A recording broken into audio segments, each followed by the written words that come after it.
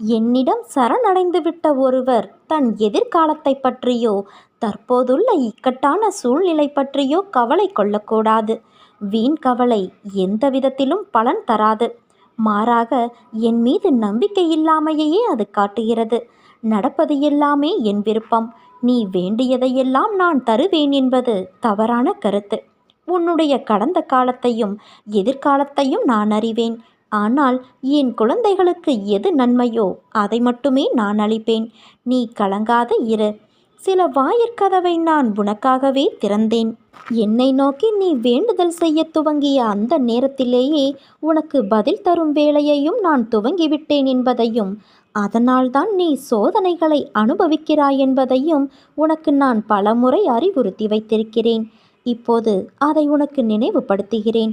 கலங்காதே குழந்தையே. தாமதமானாலும் தப்பாமல் கிடைக்கும் நல்ல